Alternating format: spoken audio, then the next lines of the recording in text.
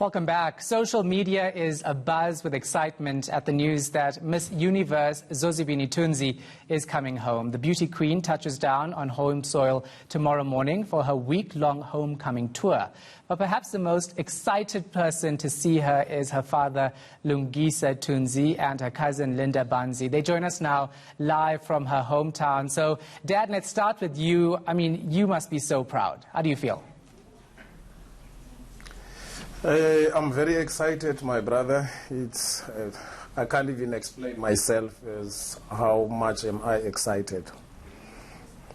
Yeah, so what are you preparing for her? Because, you know, everybody goes home. She's been in New York eating all the Big Macs. Maybe not, I'm sure not. What food do you actually prepare for her when she gets home tomorrow? There's a lot that is going to happen, but yeah, we need to give her like your dumplings and stew. We have to prepare her for that, yeah. And that's her favorite. Because she has been longing for it, yeah. Yeah, that is one of the favorite food for her. So you have a whole nation who's so proud of Zozi. You, of course, as the family at home, your neighbors, your extended family, I'm sure you're all going to be there, and it's going to be one big happy ceremony and homecoming for her. Correct, sir. So, Linda, let me talk to you. It's going to be a great... I'll come back to you, Dad, in a minute. Linda, I want to talk to you. You are Zozi's cousin. You grew up together. Tell us about her as a child, the things she got up to that perhaps her dad didn't even know about.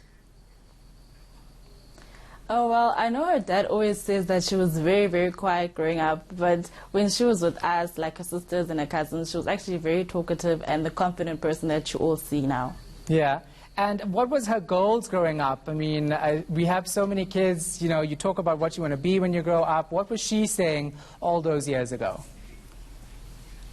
Oh, she was definitely saying she wanted to be Miss South Africa. And that dream actually came true. Like, when we grew up, we used to call her Miss South Africa. Like, most of the people in the family used to call her Miss South Africa. And it's actually crazy that she manifested that into her life, and now it's actually a reality. Actually, now she's Miss Universe, you know? Yeah, actually, the most beautiful woman in the universe. You can say that. How does it make you feel knowing that your cousin, someone you grew up with, someone you played with, ate junk food with, how does it make you feel seeing her success? Oh, it definitely fills my heart with so much joy. I'm genuinely like the proudest cousin in the entire universe, I can say. Yeah, and Dad, I'm going to come back to you about the moment that you saw her being crowned, first Miss South Africa and then Miss Universe. And the one thing that everyone in the world talks about is how original she's been as a contestant in these pageants. Yes, she has been maintaining that since she entered for Miss South Africa and continued up until Miss Universe, maintaining that natural beauty. Anyway, there was a stage when we were asking whether she is going to wear a wig this time around, and then she said, no, I can't do that. I want to make another definition for a beauty.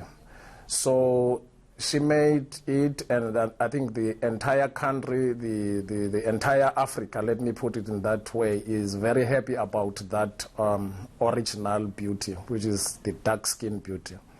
And then let's talk about her things that she's going to be working on as Miss Universe, in particular when it comes to women and children and empowering them. Is this something that you think you will see her succeed in, not just at home in South Africa, but across the globe? Because she's already met with the United Nations about it. Yes, she has already met the United Nations. You know, personally, I don't have a program, but I know the strong points on her, that she wants to fight the gender-based violence. That's the first one. And also to see that, more especially in those remote areas, like your rural areas, to see that the schools, at least, children can be able to travel, you know, to schools, or else the building of schools to the nearest, coming nearer to the community, because that is very key. You will understand that in most areas, for instance, in the former Transkei where we're staying, children are traveling more than 20 kilometers by walking, and which is not good.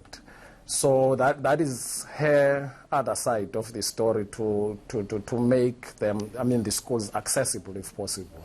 And then, of course, but that can only happen through... Yeah, go ahead. Okay. That can only happen when he gets support, one from the government and internationally for that matter, to drive this. You, of course, are one of the people who instilled the values and principles that we see in Zozi today. How does that make you feel, actually seeing that she's using all of that today in the universe, so to speak? I'm so happy about that. When you teach a child, you want to see the realization of what you have been teaching.